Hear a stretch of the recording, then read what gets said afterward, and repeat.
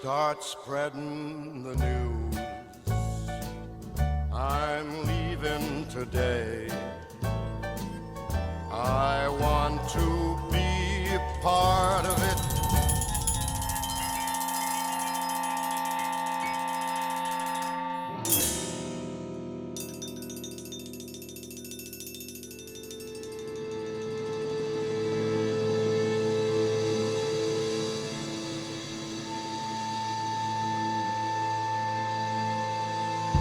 Teotihuacán llegó a tener un área de más de 20 kilómetros cuadrados y una población de más de 100,000 habitantes. Esto es más grande en extensión que la Roma imperial, aunque nunca tuvo tantos habitantes como esta ciudad. En el año 100, Teotihuacán ya era una ciudad significativa, una ciudad-estado, y prosperó hasta el año 700.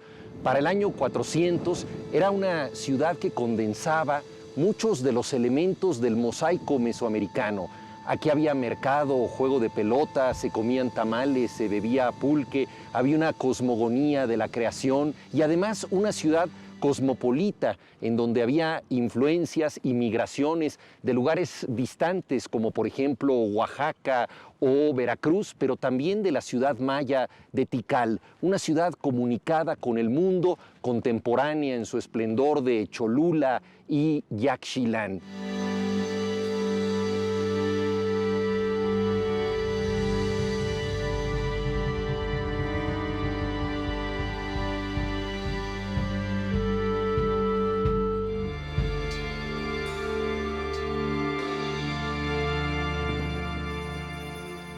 Yo lo que sugiero es que había 4 cogobernantes en la ciudad.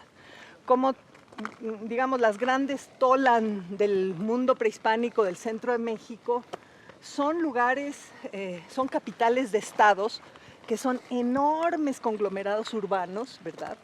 En el caso de Teotihuacán sabemos que está dividida en 4 por la Calzada de los Muertos y la avenida Este-Oeste.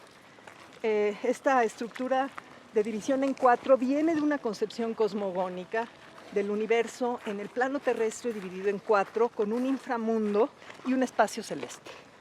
Esa es una ciudad construida a imagen y semejanza del cosmos, es una ciudad sagrada, es una capital de un estado, es un centro de monopolio de obsidiana, es una gran entidad urbana, multiétnica, tiene muchas caras Teotihuacán. Pero si tú ves lo que pasa en el centro de México en los primeros 6 siglos de la era cristiana, esta ciudad es excepcional, es una excepción. Sí, de hecho la has definido así, como la excepción mesoamericana. Claro, porque es corporativa, porque es multiétnica, porque es una gigantesca mancha urbana. En el mundo antiguo, yo podría mencionar otras 4 ciudades de este calibre. Roma, obviamente, Constantinopla, Alejandría, Chang'an en China y Teotihuacán.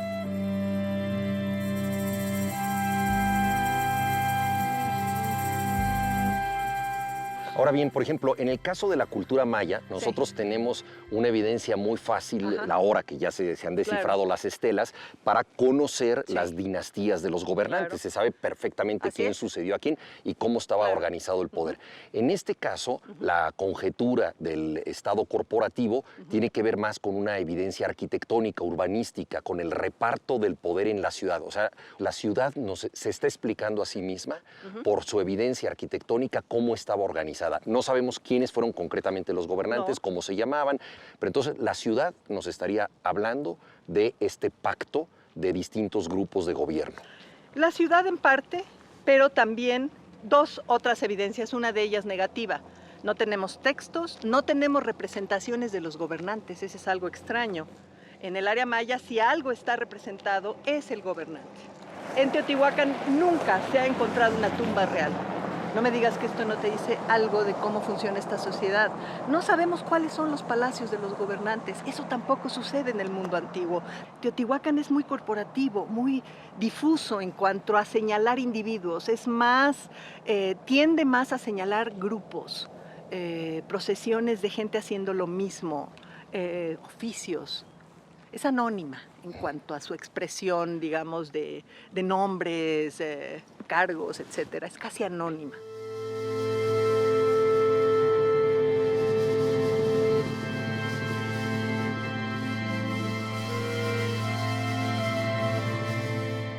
Pero lo que yo siento es que además de la estructura urbana que nos habla de esta estructura corporativa, hay una vasija que encontró el arqueólogo sueco Linné en Calpulalpan, que es la única representación de los 4 posibles cogobernantes, haciendo ritual de siembras alrededor del dios de las tormentas, que es la deidad de la pirámide del sol, el dios que en náhuatl se llama Tlaloc, ¿no? Entonces estos 4 cogobernantes tienen enfrente insignias distintas, ¿verdad? Uno tiene el tocado de 3 borlas de los dignatarios teotihuacanos y las anteojeras del dios Tlaloc. Ese que tiene esas anteojeras es el grupo que tiene como emblema el jaguar y están ubicados en el sector noreste de la ciudad. Está otro de los individuos que tiene un ave de rapiña y esos son los que están ubicados en el noroeste de la ciudad.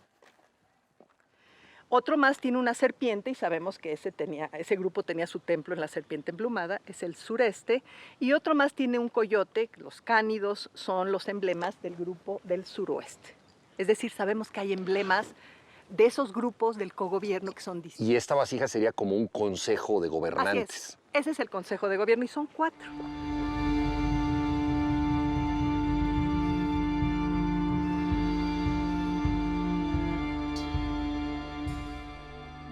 Esta tesis del cogobierno Sí. nos podría ayudar a entender que en la medida en que se rompieran estos pactos podría haber habido una rebelión al interior de la propia ciudad. Por supuesto, esto no es una invasión externa. El colapso de Teotihuacán no se explica porque vinieron otros grupos a saquear.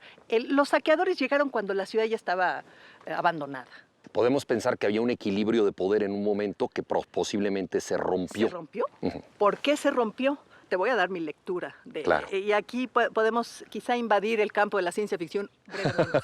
No, pues muy bien. Los de la serpiente probablemente reclaman para sí el querer ser los gobernantes de esta ciudad, cuando la estructura es corporativa en el gobierno. Y los demás linajes no les permiten, las demás casas no les permiten que sean los únicos. Y se tiene un mural de los animales mitológicos donde se ven 2 serpientes atacadas por jaguares, pumas, aves de rapiña, otros animales cánidos atacando. casi Todos mordiendo unidos contra la contra él. serpiente. Ujú. ¿Qué pasa poco después del 300? El templo de la serpiente plumada es desacralizado. Se arrancan las esculturas, se tiran al piso, se quema el templo y se le construye otra estructura para que no se vea su fachada. Al grupo elitista de la serpiente emplumada es digamos, expulsado de la ciudad.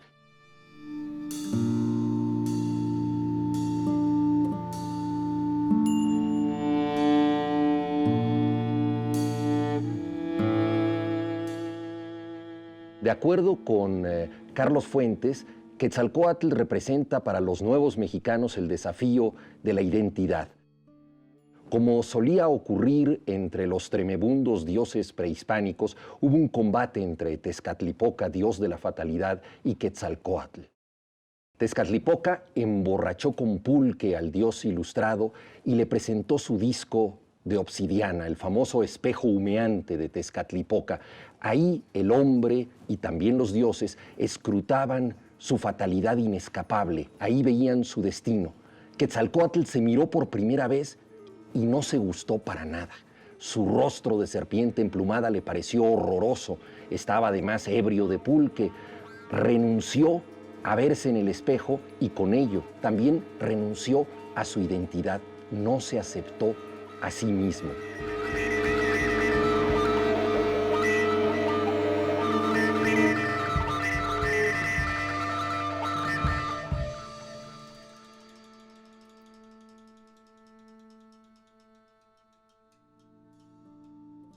Quetzalcóatl es el dios errante del mundo mesoamericano. Su huida puede ser vista como una crítica al pueblo que no supo estar a su altura, pero también como una promesa de volver cuando las cosas mejoraran.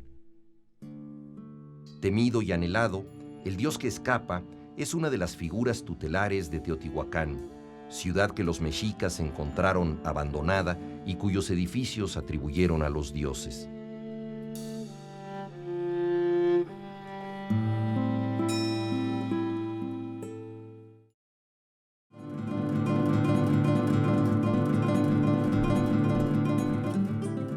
más de 100,000 habitantes, Teotihuacán incluyó barrios de muy distintas procedencias. Los migrantes de Oaxaca, Veracruz y Tikal encontraron ahí un territorio para unirse sin perder sus diferencias.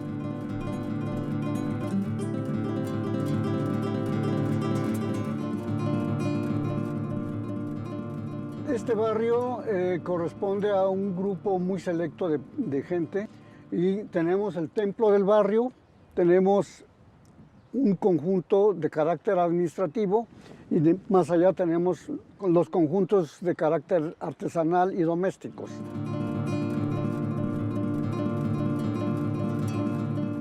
Este altar que semeja una pequeña pirámide está en plena calle y aquí se ponían ofrendas para los dioses. Sí, y a la vez era como el patrón, la deidad que se veneraba allí era el patrón de este conjunto, de esta unidad familiar.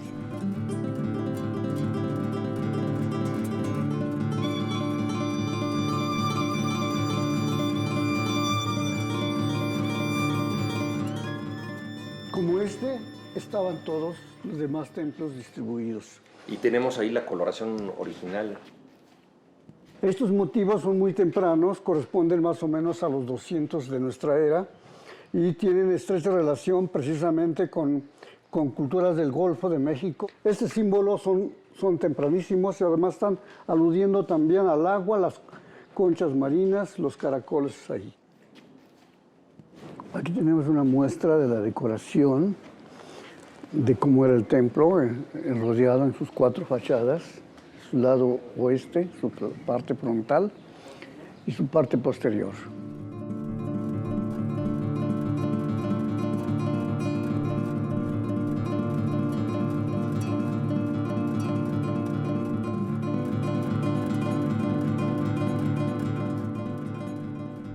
Esto está reconstruido. Esto es original. Esto es original, Todo esto esto que vemos tan liso así. Sí, esto es original. Todo esto es original. Todo lo que vemos aquí es original, salvo esas partes donde los arqueólogos hicieron un pozo, un sondeo, para buscar más información y poder explicar este conjunto.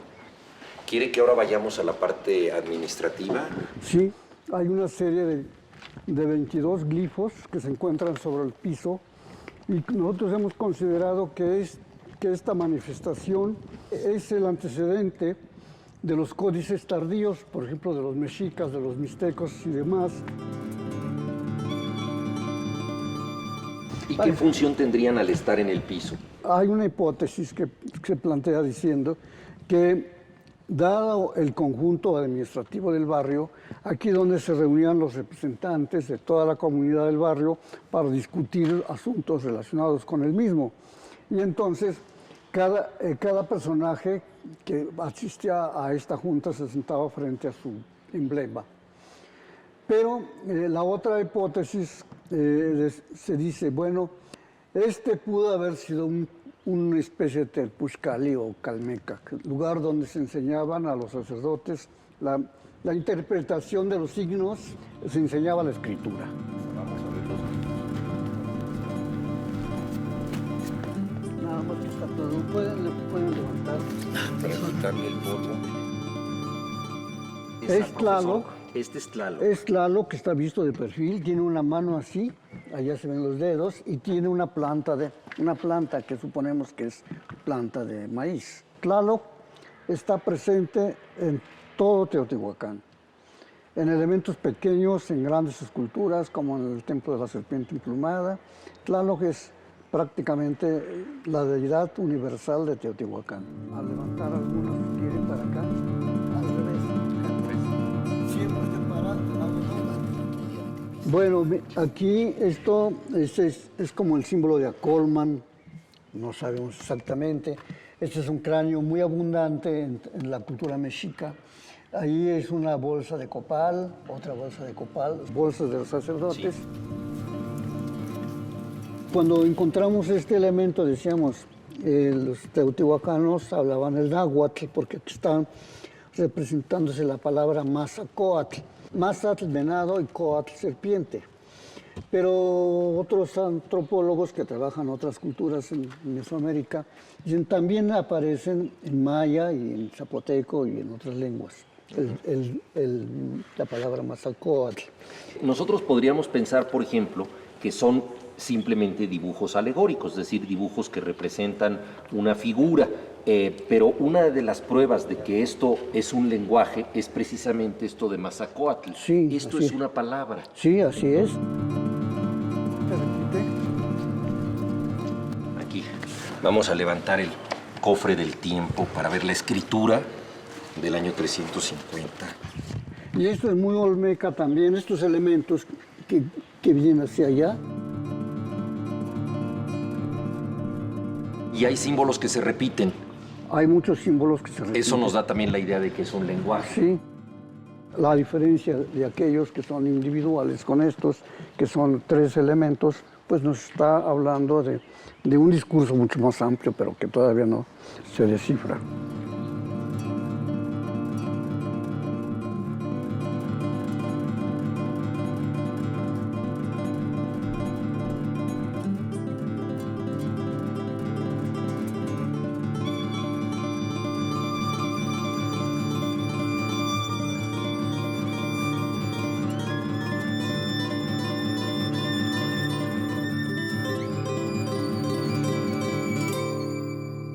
Este es un conjunto residencial, hay 2.200 conjuntos habitacionales y residenciales en Teotihuacán, multifamiliares, por cierto, y la cuestión es que Tetitla es uno de los de mayor estatus. La pintura mural, la riqueza de la pintura mural, la profusión, la complejidad es un indicador de estatus. Probablemente no solo de clase alta, sino de gente que podía haber albergado a embajadores mayas en algún momento. ¿Por qué? Porque tenemos salas, como una que está hacia el lado oeste, que tienen murales que no son teotihuacanos, que dan un poco la ambientación para alguien que venga del sureste y se siente en casa, así como el doctor Carl Taube encontró múltiples fragmentos de textos escritos en maya en Tetitla, el único lugar de todo Teotihuacán que tiene textos.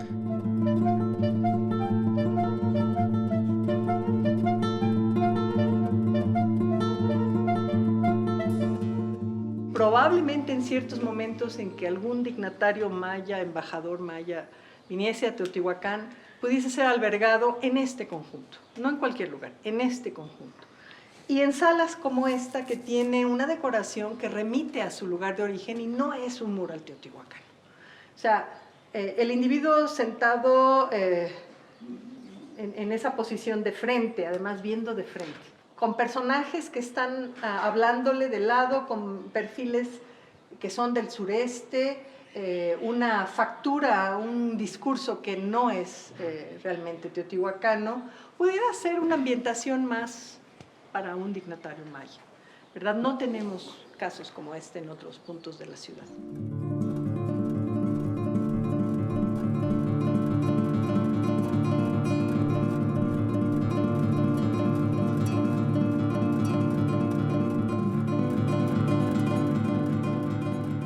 Estamos en una de las zonas en donde se han preservado murales de manera extraordinaria, no en todas las partes ni en todos los muros, sino en sus basamentos. Dentro de la riqueza que hay aquí, la selva de Venus, jaguares y otros elementos, hay una representación de una simpleza que hace pensar en el arte contemporáneo. La imagen de un buzo en las profundidades que está circulando entre burbujas que parecen pertenecer más a la imaginación que a la realidad. Mucho se destruyó en Teotihuacán, pero este mural refleja que no hay nada más resistente que una burbuja bajo el agua.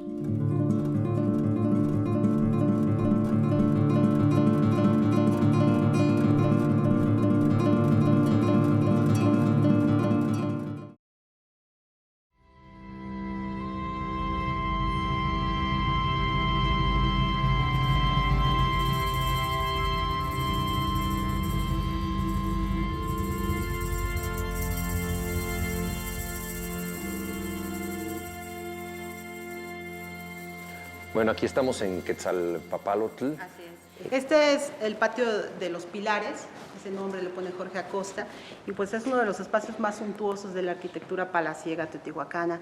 La reconstrucción didáctica que nos ofrece Jorge Acosta está totalmente apegada al dato arqueológico, es decir, él primero hace un análisis con arquitectos y conforme los datos que recupera, porque el edificio estaba pues totalmente en ruinas, reconstruye los pilares. Y bueno, tenemos aquí una serie de elementos iconográficos que son únicos en toda la ciudad. En lo que serían los pórticos oriente, norte y sur, tenemos representaciones de quetzales viendo de perfil, mientras que en las columnas del pórtico poniente tenemos lechuzas. Esto tiene un simbolismo importante porque nos está indicando que el quetzal, que siempre está relacionado con el sol, pues se encuentra en el lado donde sale el sol. Y la lechuza, que es un ave nocturna, en el poniente. está en el poniente, así es.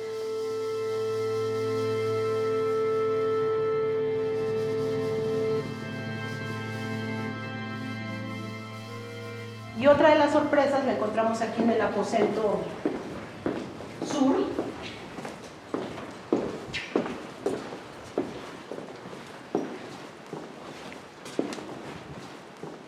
Pero encontramos este canal de drenaje, que es de excelente calidad, tiene todo su ducto está estucado, es de color blanco, tiene por supuesto sus lajas que lo están cubriendo, pero además encontramos el registro allá.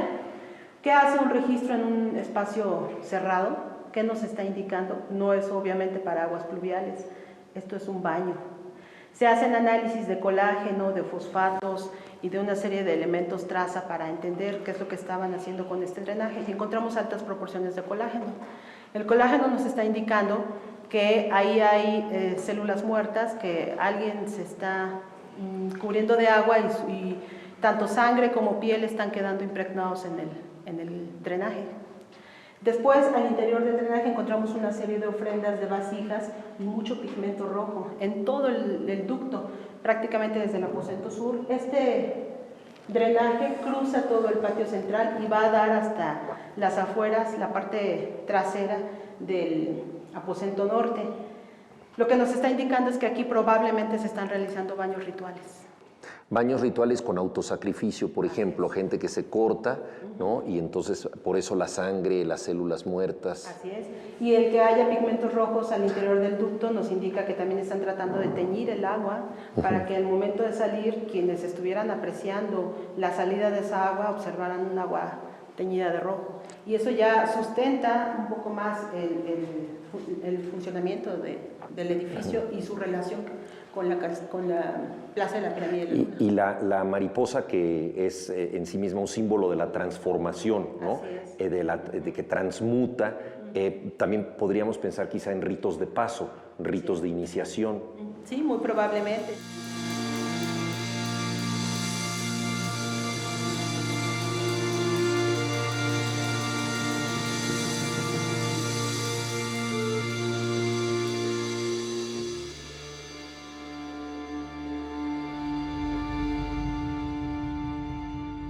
Son varios los hallazgos que nos han impresionado muchísimo.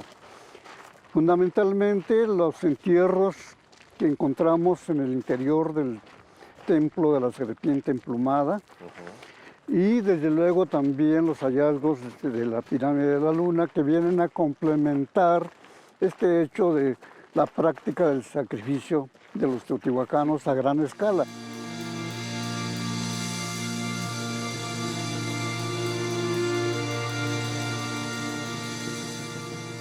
Exactamente en el eje se encontraron 3 de los entierros, 2 más se encontraron en el núcleo del edificio. El primero consiste en la osamenta de un individuo, de un personaje de más o menos 45 años de edad, de sexo masculino, con una gran cantidad de otros materiales. Habían restos completos de pumas, de jaguares, de coyotes, águilas, halcones, lechuzas, serpientes.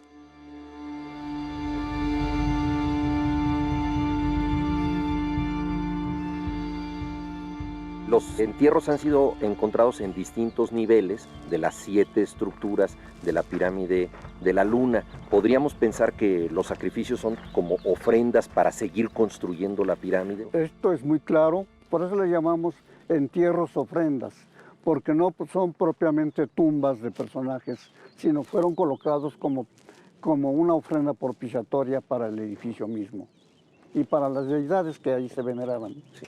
¿Y este tipo de entierros podrían arrojar alguna clave de quiénes fueron los gobernantes? En su mayoría, según los estudios que han llevado a cabo los antropólogos físicos, en su mayoría no son teotihuacanos. Por el estudio de la osamenta provienen de otras regiones.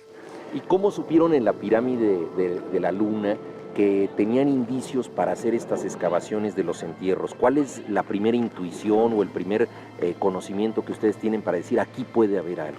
Bueno, teníamos como antecedentes las excavaciones que llevamos a cabo en el Templo de la Serpiente Emplumada. Y al encontrar ahí esos materiales, supusimos que la pirámide de la Luna podría tener también este tipo de información.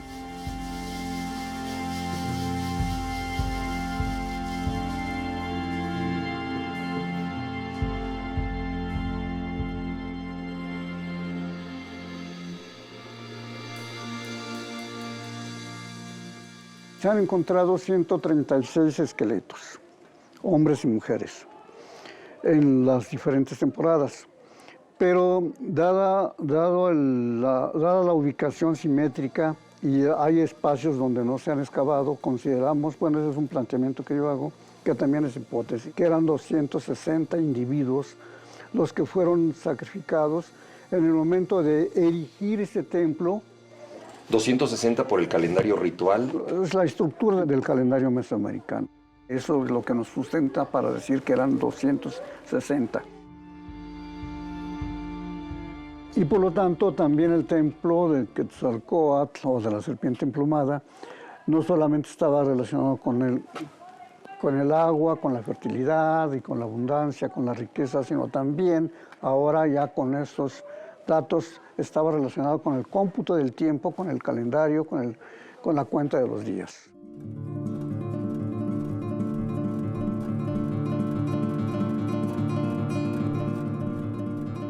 El hombre dejó aquí los volúmenes claros, conjugó el horizonte con la montaña, dio líneas horizontales cortando los taludes, dio nido a la penumbra, movimiento al color. Su material de ideas, sólidamente puras, conglomeran espíritu, la tierra, el sol, la vida. Hay una geometría cuyo ritmo congrega lo florido del día con el fruto nocturno. El hombre amó la paz en este enorme juego de volúmenes.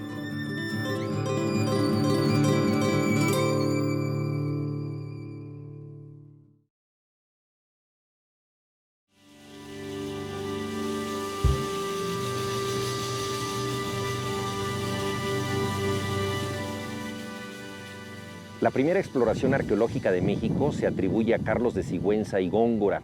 En el siglo XVII, este sabio, historiador, matemático, contemporáneo de Sor Juana Inés de la Cruz, decidió conocer los secretos de Nueva España, tratando de forjar una nueva identidad del país donde vivía. A él se atribuye la primera idea de lo que es el criollismo en estas tierras. Carlos de Sigüenza y Góngora vino a Teotihuacán en 1675. Se han extraviado los papeles que dejó, pero se sabe que estuvo aquí. No volvió a explorar estas tierras, pero dejó la primera línea, la flecha que habrían de seguir otros investigadores para entender que también Teotihuacán pertenece al pasado mexicano.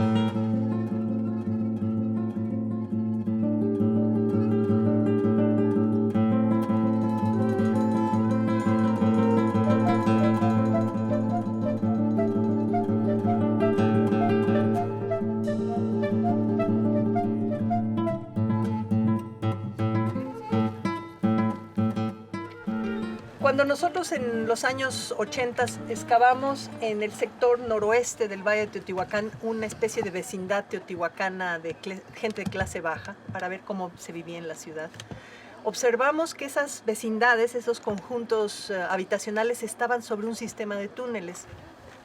Todo el sector norte del valle, hasta el túnel que se ve ahorita. ¿Fue la primera evidencia de que podría haber un túnel en la pirámide del Sol? No. En 1971 un perrito se metió y su dueño lo siguió y detectaron este túnel. Como Xolotl, el perrito que iba al inframundo. Algo así. Uno de mis tesistas, el primer tesista doctoral que yo tuve, el doctor Luis Barba, hizo su tesis sobre la cantidad de material que se extrajo de estos túneles, que exactamente corresponde al material utilizado para construir una ciudad de 20 kilómetros cuadrados, que es Teotihuacán. Es decir, Teotihuacán fue construido con el tezontle y la escoria volcánica de estos túneles. Este es uno más. De ese momento, hacia 80 después de Cristo, donde las erupciones del Popocatépetl hicieron llegar aquí a contingentes enormes de gente de Puebla, Tlaxcala, huyendo de esa erupción.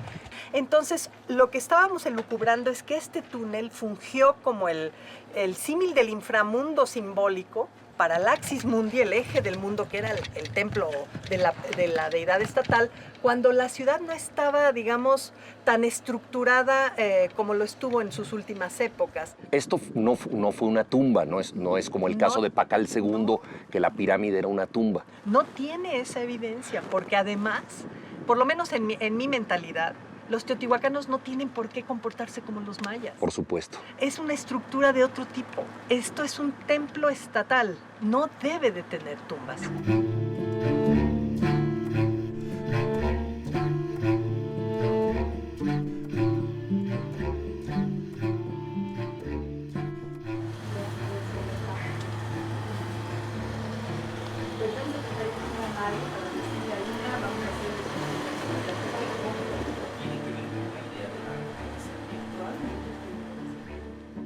En la Pirámide del Sol se lleva a cabo un proyecto que ya fue utilizado en la Pirámide de Giza, en Egipto. Al final del túnel, en la cavidad más profunda, la UNAM instaló un detector de muones. Los muones atraviesan los materiales sólidos. Su comportamiento permite conocer el espesor de un edificio. Esto es esencial para investigar si la Pirámide del Sol contiene cavidades que alberguen ofrendas o tumbas. Mientras descendíamos por la oquedad de la pirámide, las elocuentes partículas del cosmos descendían con nosotros.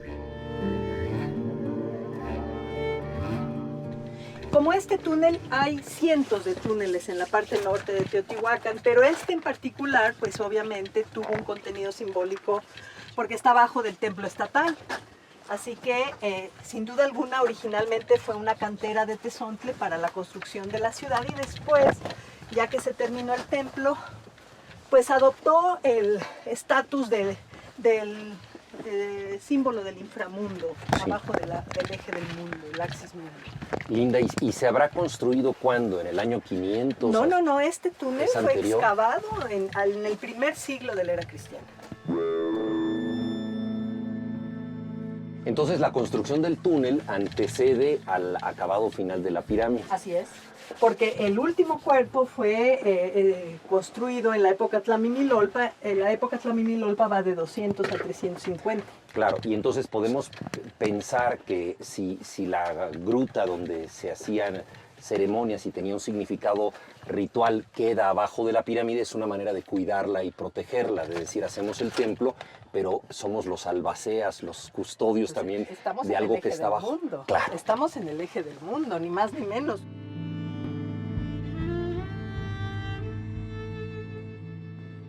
Si algún poder se erigió en Teotihuacán es porque estos que estaban en estos centros del mundo.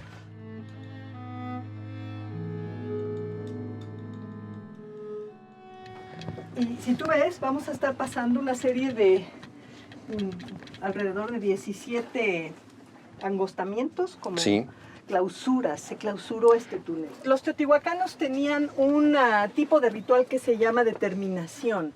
cuando un momento constructivo concluía, hacían una serie de rituales de terminación, y yo creo que el túnel, como lugar simbólico del inframundo, como espacio ritual, también sufrió una serie de rituales de terminación. Tú vas a ver aplanados de barro en estos espacios muy estrechos, y después se vuelve a ampliar el espacio caminable.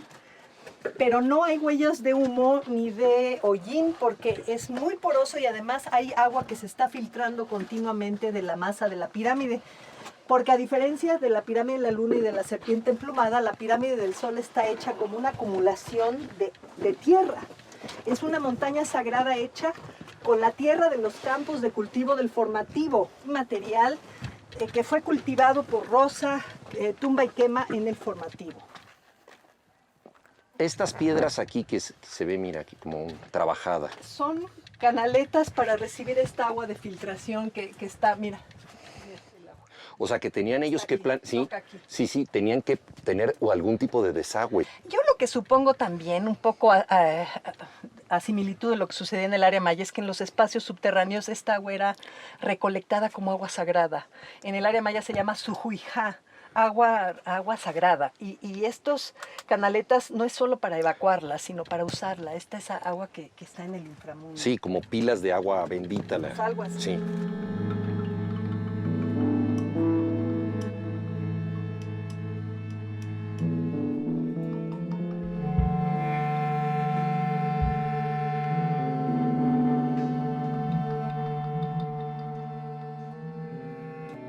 Estamos muy cerca de la cámara tetralobulada y tú puedes oír, la caseta está ahí, con toda la tecnología de detección de muones y la computadora que está enviando los datos directo al Instituto de Física de la UNAM.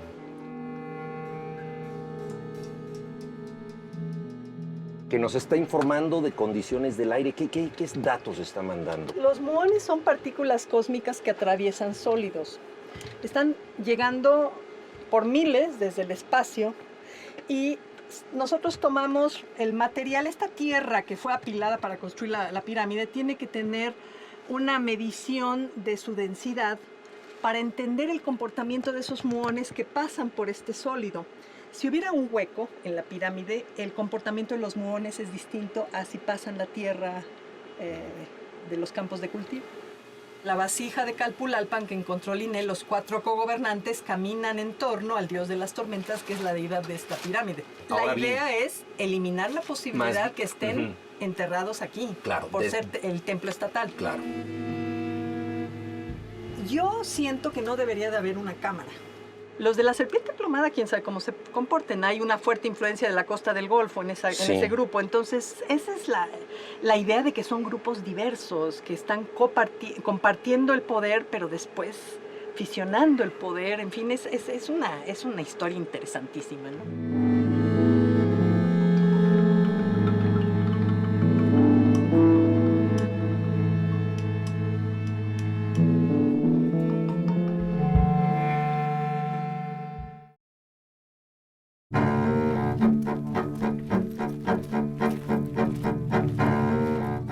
Además del proyecto en la Pirámide del Sol, se lleva a cabo otro complementario. El arqueólogo Sergio Gómez ha encontrado un sorprendente túnel que atraviesa la plaza de la Ciudadela y se dirige al templo de Quetzalcóatl.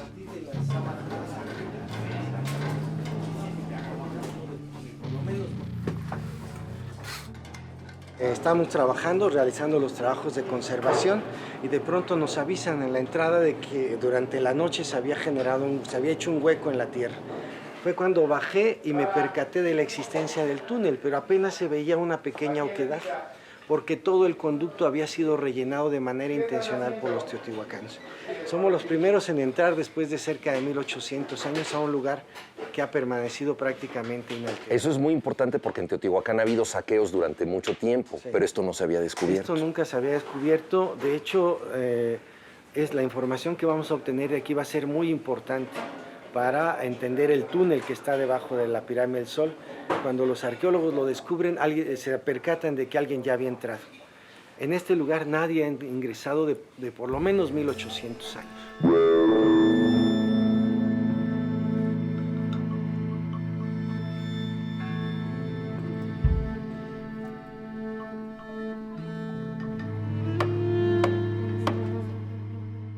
¿Y ya se sabe cuál es el límite del túnel, su desembocadura, hasta dónde va y todo, cuál es su extensión? Nosotros hemos estado utilizando tecnología muy avanzada, vamos a decir.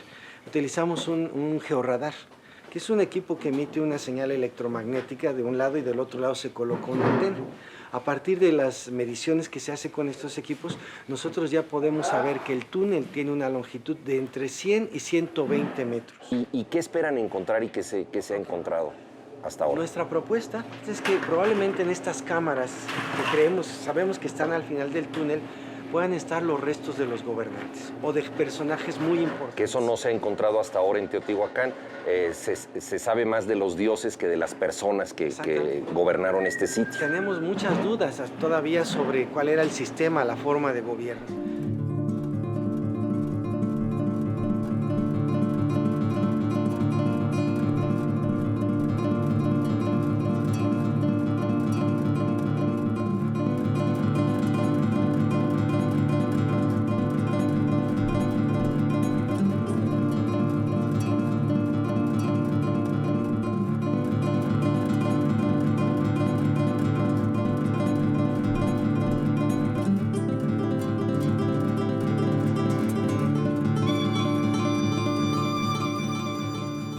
Años que llevamos excavando esta parte del túnel, a veces un metro nos lleva una semana o a veces un día, entonces varía. Pero digamos, un metro sustancioso sería una semana de trabajo con todas las capas culturales de época, objetos que hay ahí.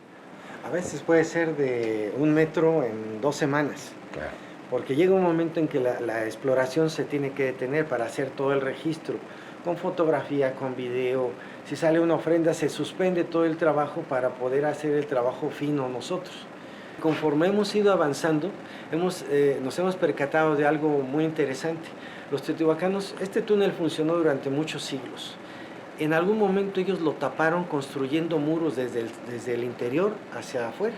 Construyeron una serie de muros muy anchos, de 3, a veces hasta de 3,5 metros de ancho, para bloquear el acceso. Pero en algún momento ellos rompieron los muros para guardar o sacar algo. Recuperaron el túnel antiguo, digamos. Exactamente. Estos son los muros originales de los creadores del túnel. Los creadores del túnel. Estaban recubriendo la oquedad que excavaron ellos en el tepetate, en la roca, en el suelo, y seguramente llegaban hasta el nivel de la superficie. En el momento en que ellos deciden clausurar este lugar para que nadie más entre, los derrumban los muros, y entonces el trabajo nuestro ha sido ir quitando todo este relleno. Pero son la apariencia que debió haber tenido. Este punto debió haber sido muy importante, es el umbral para entrar al inframundo.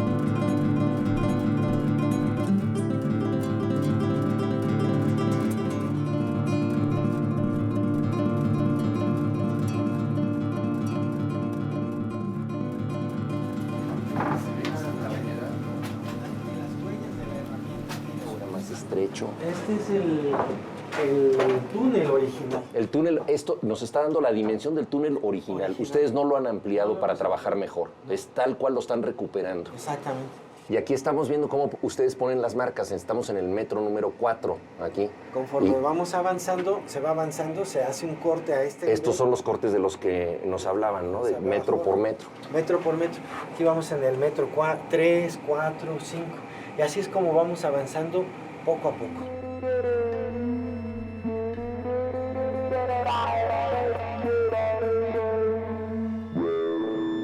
¿Por qué razón los teotihuacanos excavaron este túnel a esta profundidad y no más arriba?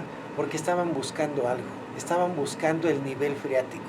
Es decir, nosotros tenemos evidencias de que a este nivel el agua estaba brotando.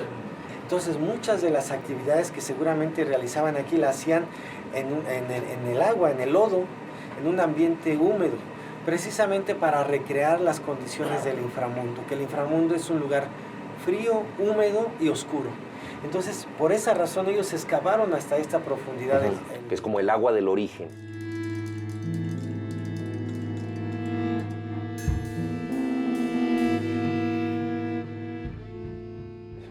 Este es el tiro original, el tiro por el cual bajamos nosotros.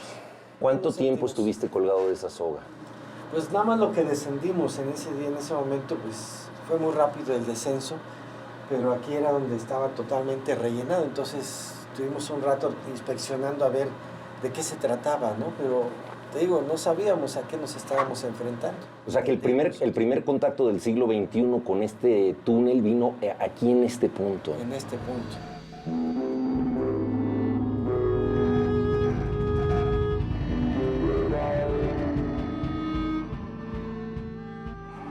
Aquí en este punto vamos en el metro número 30 y conforme hemos ido avanzando vamos encontrando estos muros. Estos son los restos de los muros y en muchos lados se conserva el aplanado que ellos pusieron, obviamente afuera, sí, en el paño exterior.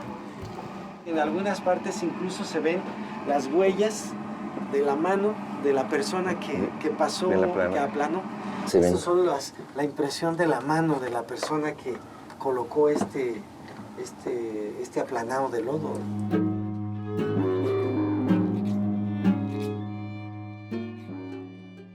Vamos en el metro 55. En el metro 55. Ahí tenemos ya otro muro. Y los muros a ti te parecen una buena señal. O sea, más que un obstáculo, te parecen como un desafío de que hay algo importante. Sí, esa es la hipótesis nuestra. De hecho, entre muro y muro hemos encontrado ofrendas. Conforme íbamos del inicio hacia el centro del túnel, las ofrendas se han ido haciendo cada vez más ricas, más importantes. Complejas. Bueno, esta es parte de la ofrenda. Tenemos ya unos collares representados como colmillos y unas, lo que pueden ser como una especie de ojos hechos en cristal de roca. Esto es algo muy interesante y muy importante porque sabemos que ellos no tenían instrumentos de metal. El trabajo de producir objetos tan pequeños como este, pero que tiene una gran dureza esta roca, pues implica que se empleó muchísimo trabajo. Y probablemente quien llegó en algún momento a aportar como ornamento esto debió ser gente de un muy alto estatus social.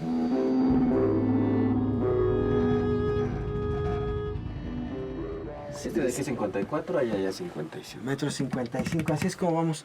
Y mira, ya están apareciendo ahí sobre el piso, sí, las primeras ofrendas de este espacio. Pero hacia allá se ve la continuación del túnel. Y todo eso que vemos allá es el derrumbe de la bóveda del túnel. Son las cosas que nos van a ir dificultando el avance de los trabajos. ¿Y eso que se ve ahí en la pared, se ve algo como rojizo? Eso es cinabrio. Ah, el famoso cinabrio, y es bastante tóxico también, dicen, ¿no? Porque el cinabrio es sulfuro de mercurio. Sí. Y sabemos nosotros que es muy tóxico. En el momento en que los teotihuacanos deciden rellenar este lugar, esparcieron una gran cantidad de cinabrio para clausurar este lugar y que nadie más entrara.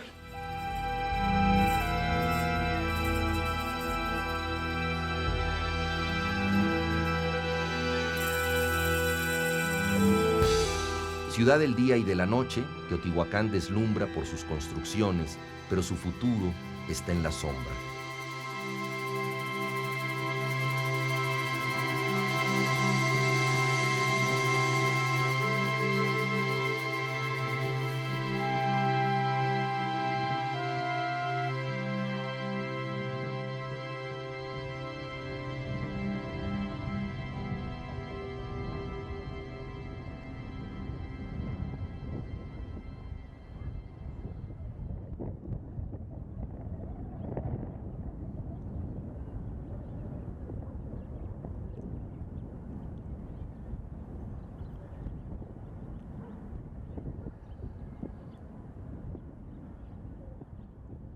Cae la noche sobre Teotihuacán.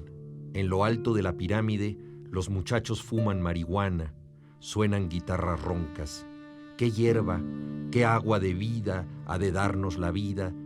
El canto mexicano estalla en un carajo, estrella de colores que se apaga, piedra que nos cierra las puertas del contacto, sabe la tierra a tierra envejecida.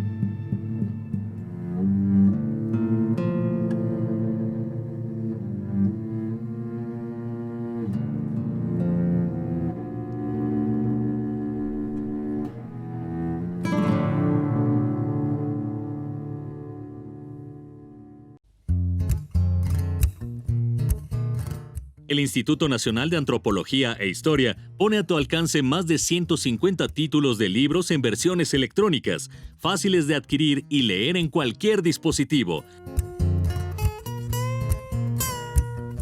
Desde tu tableta, celular o computadora, puedes adquirir, descargar y leer los libros electrónicos de Lina en versión EPUB, compatible con cualquier dispositivo Android o Mac OS. Solo entra a la plataforma de tu preferencia, Amazon, iBooks, Kobo o Playbooks, busca el libro de tu elección y sigue los procedimientos que te señala la página que elegiste para hacer la compra. Consulta en la página www.difusion.ina.gov.mx los títulos disponibles en EPUB y las diversas plataformas para adquirirlos. Instituto Nacional de Antropología e Historia. Secretaría de Cultura. Gobierno de México.